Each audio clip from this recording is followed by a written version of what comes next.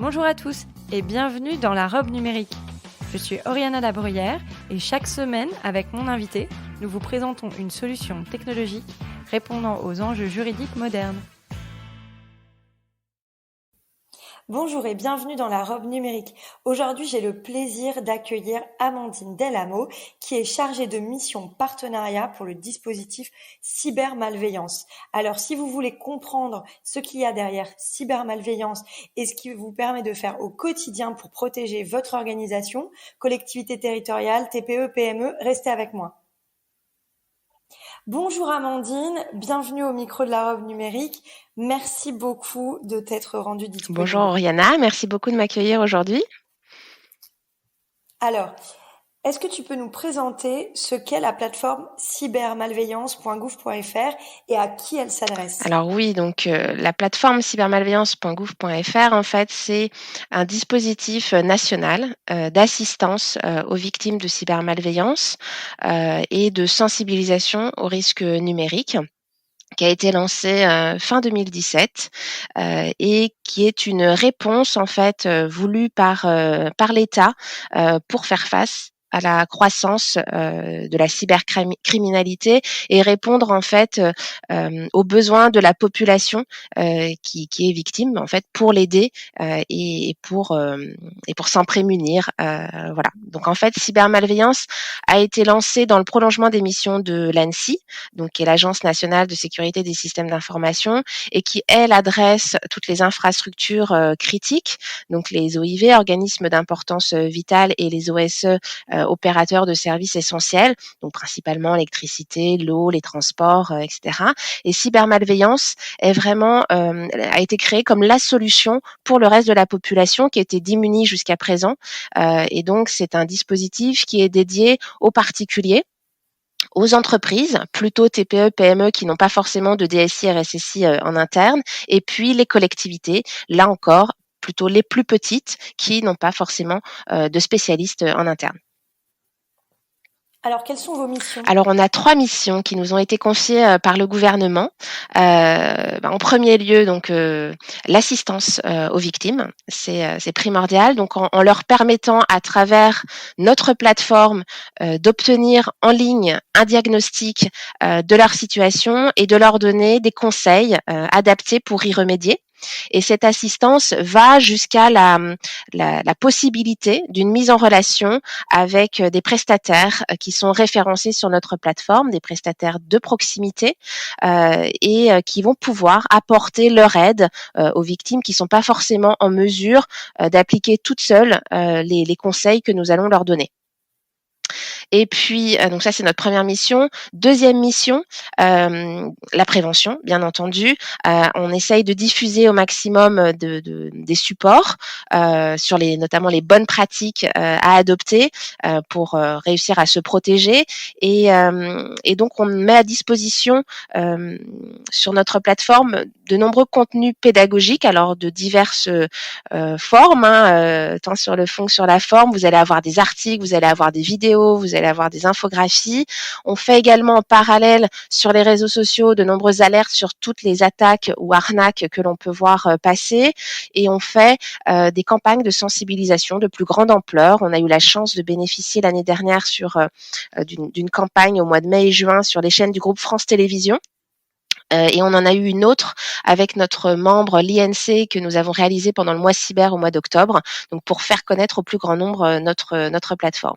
Et puis enfin, troisième mission, qui est l'observation de la menace et qui répond à 2 objectifs principaux pour nous. C'est vraiment de réussir à avoir la vision la plus précise des phénomènes cybercriminels en France pour pouvoir mieux adapter nos services aux besoins de nos différents publics, et puis également d'alimenter en information et en documentation tous les acteurs, notamment étatiques, mais pas seulement, qui luttent contre la cybercriminalité aujourd'hui. Alors, pour 2020, qu'est-ce que vous avez pu observer sur vos radars notamment concernant les collectivités territoriales? Alors, les principales menaces qu'on a pu observer, nous, chez les professionnels, hein, dont les collectivités, alors principalement, en numéro un, ce sont les rançongiciels qui se sont énormément développés, qui est passé de la 6e place en 2019 à la première en 2020, donc plus 54%. Donc c'est un phénomène qui est extrêmement conséquent, qui est vraiment en pleine ampleur. Vous avez sûrement dû en entendre parler puisque de nombreuses attaques ont été relayées par les médias, notamment donc des mairies malheureusement qui étaient attaquées, des hôpitaux aussi, mais également des très grandes entreprises. Donc tout le monde est concerné par ces attaques. Et juste pour expliquer un petit peu en quelques mots ce que c'est, ce sont donc des logiciels qui vont chiffrer les données de l'entreprise et qui vont menacer en fait de ne les redonner qu'en échange d'une rançon. Et donc voilà, ces attaques, elles ont vraiment énormément augmenté ces derniers mois. On est loin du rançongiciel massif, aléatoire qui pouvait y avoir fin 2019, début 2020. Là, on est vraiment sur des attaques très ciblées. Les pirates ont vraiment une logique de ROI, donc de retour sur investissement, et donc ils ciblent énormément les entreprises qu'ils veulent attaquer. On a même vu des rançongiciels demander une rançon d'un montant différent, donc un même rançongiciel demander un montant différent en fonction de la typologie de sa victime et de ses moyens financiers. Donc voilà, ils vont vraiment très très loin dans le détail et les victimes sont vraiment soigneusement sélectionnées en fonction de leur capacité à payer, mais également de l'impact en fait plus large qu'une attaque va avoir sur l'organisation en tant que telle. Donc des fois, c'est pas forcément la rançon, c'est également tout l'impact, que ce soit en termes de communication, mais impact aussi de désorganisation après de l'entité. Donc, et autre tendance qu'on a pu voir apparaître, c'est que maintenant ces cybercriminels vont menacer de publier en fait les données volées pour les faire largement connaître et donc intimider l'entreprise qui est victime si elle ne paye pas la rançon. Et là, c'est une tendance qui va très certainement se développer dans les prochains mois. Donc ça, c'était par rapport au rançongiciel. Et puis autre menace importante, c'est tout ce qui est piratage informatique et notamment piratage de comptes des réseaux sociaux, des messageries, des banques. Donc là, que ce soit à titre professionnel, mais également personnel. Donc très très attention aux messageries professionnelles parce que c'est extrêmement sensible. Hein. Les pirates, une fois qu'ils sont rentrés dans les systèmes de messagerie, ils peuvent pirater et ils peuvent réinitialiser tous les mots de passe à votre place et prendre la main sur tous vos comptes. Donc c'est vraiment voilà, attention, utilisez la double authentification autant que cela soit possible. Et vigilance au maximum, voilà, échangez vos mots de passe dès que possible. Voilà. Merci beaucoup pour ce panorama. Est-ce que vous pourriez nous parler des avantages pour les collectivités, TPE, PME de passer par votre plateforme cybermalveillance? Oui, alors la plateforme en fait, si une collectivité est victime d'une attaque, elle va pouvoir donc suivre un parcours de questions sur notre plateforme et donc avoir un prédiagnostic de ce qui lui arrive et elle va bénéficier de conseils qui vont être personnalisés par rapport à ce qu'elle aura pu remplir et elle va avoir une liste d'actions à mettre en œuvre donc pour réussir à régler son problème et on va jusqu'à lui proposer la mise en relation avec un prestataire de sa région si elle le souhaite. On va lui en proposer plusieurs et donc elle pourra choisir. Juste pour info, en 2020, la plateforme a reçu plus de 1,2 million de visiteurs et près de 1400 collectivités ont eu recours en fait à notre outil de diagnostic et d'assistance en ligne. Et vous avez beaucoup de prestataires sur le territoire? Est-ce que c'est sur l'ensemble du territoire qu'ils sont référencés? Oui, ils sont référencés sur l'ensemble du territoire. On a un peu plus de 1100 prestataires qui sont référencés. Tout type d'entreprises sont référencées sur notre plateforme. Hein, ça va être de la toute petite société de service à la personne, mais qui va être la seule dans sa région à savoir désinfecter le PC de monsieur, madame, tout le monde, jusqu'à la très très grosse SS2I. Donc on a vraiment voilà ce qui nous permet grâce à ça de couvrir tout le territoire national. Comment je sais si mon prestataire est un prestataire de confiance, un expert en matière de cybersécurité? Alors justement, pour aider, c'était une des problématiques de nos victimes et pour aider les victimes, notamment professionnelles, donc notamment les collectivités, à choisir, à trouver leur prestataire de confiance ayant une expertise cyber suffisamment importante. Cybermalveillance a lancé un label expert cyber en 2020 qui va permettre de reconnaître l'expertise cyber et ça se fait donc via l'organisme de certification l'AFNOR qui assure les audits des différentes sociétés qui sont candidates et qui est fait en fonction d'un référentiel qui a été travaillé avec les syndicats et les fédérations de ces prestataires de cette profession. Et donc, si la TPE, PME ou la collectivité donc est attaquée, elle va avoir 3 ou 4 prestataires qui vont lui être proposés. Et donc, parmi eux, il y a à chaque fois au moins un prestataire labellisé. Et si la collectivité est en amont d'une attaque, c'est-à-dire que si elle souhaite se sécuriser avant d'être attaquée, il y a un parcours en fait spécifique sur notre plateforme et pour cela, elle peut être mise en relation directement avec des prestataires de confiance labellisés. Et quelle est la différence entre le prestataire référencé sur votre plateforme et un professionnel labellisé expert cyber? Alors, le référencement sur cybermalveillance, il porte sur l'activité d'assistance et ça se fait sur une base c'est une démarche déclarative de la part de l'entreprise et qui est validée par la signature d'une charte d'engagement, alors que la labellisation, donc, elle porte sur des activités d'installation, de maintenance et d'assistance et elle fait l'objet d'une vérification documentaire mais aussi technique de la part de l'AFNOR, donc d'un organisme de certification. Et donc si certains veulent un peu creuser cet aspect-là, on a fait une infographie qui est disponible sur notre foire aux questions, sur notre site, dans la partie label. Donc n'hésitez pas à aller y jeter un œil. Très bien. Est-ce que les services de la plateforme cybermalveillance.gouv.fr sont payants? Alors en fait, les services qui sont offerts par la plateforme, donc quand je parle de services, ça va être les conseils que l'on donne et la mise en relation sont gratuits.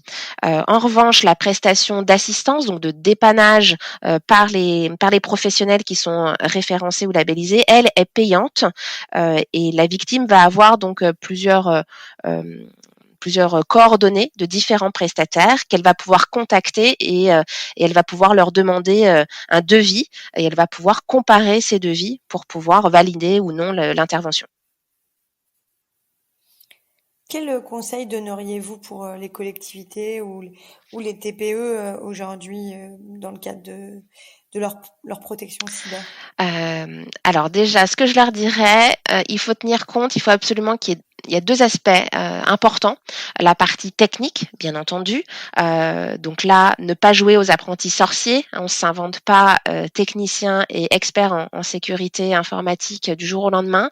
Donc, se faire accompagner par des professionnels de confiance, ça c'est important, et mettre en place avec eux une politique de sécurité pour sécuriser son système d'information en suivant les préconisations que l'ANSSI donne. Ils font des très bons guides là-dessus, donc suivez leurs conseils. Appliquer, toujours sur la partie technique, appliquer les 4 gestes essentiels de base, tant à titre professionnel qu'à titre privé. Changez régulièrement vos mots de passe, appliquez les mises à jour de sécurité, faites les sauvegardes puisque ça va être vraiment un peu votre ceinture de sécurité. Si vous êtes attaqué, eh bien, grâce à votre sauvegarde, vous allez pouvoir recouvrer vos données post-attaque. Donc, faites-les bien et vérifiez surtout qu'elles fonctionnent bien. Et puis enfin, utilisez des solutions antivirales qui sont le minimum de sécurité pour la collectivité ou pour vous-même à titre personnel. Et puis, deuxième volet à ne pas négliger, négliger. La technique, c'est bien, mais ça fait pas tout. Il y a toute la partie humain, la partie sensibilisation des hommes au sein de votre collectivité. C'est primordial. Ils font partie de la chaîne.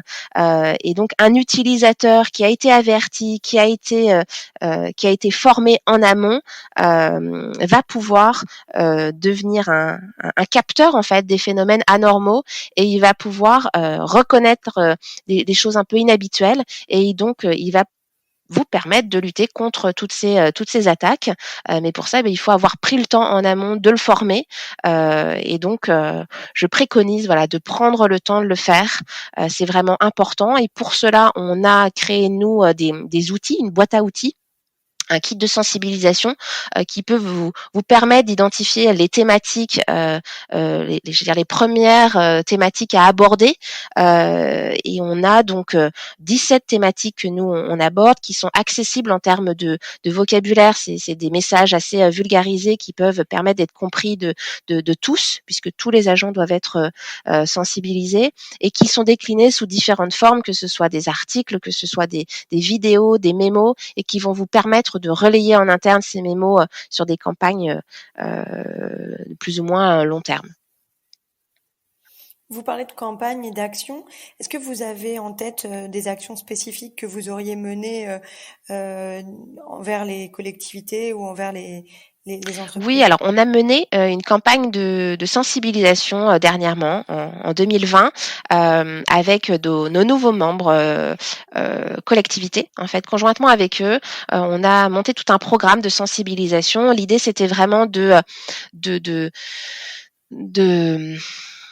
mettre en action, de mettre en mouvement les élus sur cette thématique qui fait peur, et qui n'est pas forcément prioritaire pour eux. Ils ont énormément de sujets, et c'est vrai que c'est pas forcément la cyber qui les intéresse en premier lieu. Et donc l'idée, c'était, grâce à ce programme, de partager avec eux les risques numériques auxquels une collectivité peut être soumise, et puis partager avec eux également les bonnes pratiques.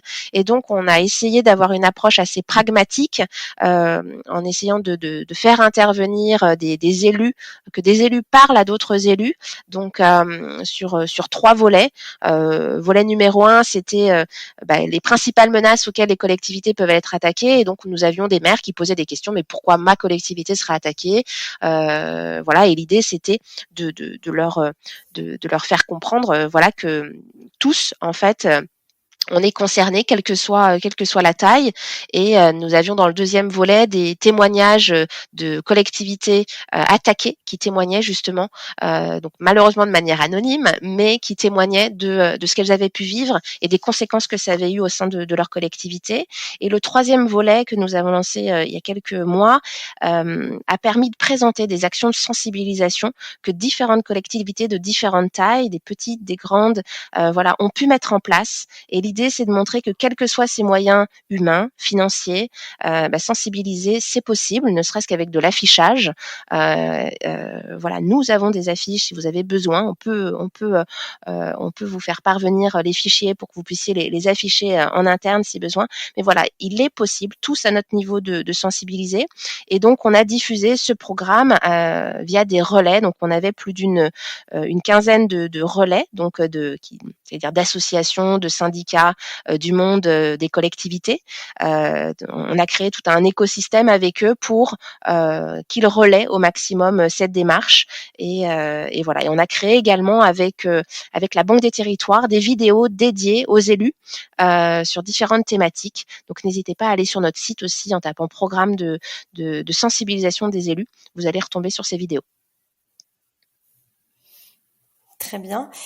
Quelles sont les prochaines étapes ou ambitions pour cybermalveillance.gouv.fr? Alors l'idée, c'est vraiment de toujours continuer à faire connaître la plateforme au plus grand nombre, pour qu'elle devienne vraiment un vrai réflexe, ce qui n'est pas encore le cas, et de développer également la notoriété du label Expert Cyber auprès des bénéficiaires, donc auprès des TPE, PME, des collectivités, pour qu'ils sachent que ce label existe et qu'ils puissent se tourner vers des prestataires compétents, et travailler également sur de nouveaux services à apporter gratuitement aux Français pour mieux les sécuriser. Donc, nous avons un groupe de travail spécialisé sur ce sujet et donc nous espérons avoir des belles choses à pouvoir présenter d'ici la fin de l'année ou début 2022. Dans un nouveau podcast. Avec plaisir. Donc on arrive à la fin du podcast. J'ai mes 2 dernières questions. À quoi aujourd'hui as-tu envie de dire non? Alors je voudrais dire non au déni, non aux œillères sur ce sujet de la cyber, qui est certes un sujet qui n'est pas qui fait peur, qui est pas forcément sexy, qui est mais qui est là malheureusement et il faut s'y préparer et donc voilà, on est tous concernés, il faut sensibiliser autour de soi, il faut prévoir les budgets puisque potentiellement on sera tous attaqués demain. Donc, il faut vraiment se poser les bonnes questions et mettre les moyens humains et financiers pour pouvoir s'y préparer. Et donc, à quoi as-tu envie de dire oui? Oui à la libération de la parole, oui au retour d'expérience des collectivités et des entreprises qui se sont fait attaquer. C'est très, très important d'oser parler, d'oser partager. C'est vraiment un moyen qui peut aider dans la prise de conscience des risques. Et puis, ça permet d'aborder ce sujet qui est anxiogène, qui semble au premier abord très technique et donc que certains mettent de côté. Donc voilà, témoigner, c'est vraiment important. Finalement, encore un oui au MeToo attaqué, Tout à fait. en fait. C'est exactement ça. Ok, merci beaucoup Merci Amandine Oriana, d'être venue merci au beaucoup de micro. m'avoir proposé d'intervenir aujourd'hui. Et puis j'espère à très bientôt. Et puis ce serait intéressant d'arriver à faire un épisode sur les réponses pénales autour de la lutte contre la cybercriminalité. Je vais essayer de Ça préparer marche, ça. avec plaisir. À très À bientôt, bientôt, merci au beaucoup. revoir. Si vous avez aimé cet épisode, je vous invite à nous mettre une belle note 5 étoiles sur la plateforme de votre choix et à nous laisser un gentil commentaire. Toute l'équipe de la Robe Numérique est à votre disposition. Si vous avez envie que nous abordions une problématique ou un sujet, adressez-nous un mail à team@larobnumérique.fr. À très vite!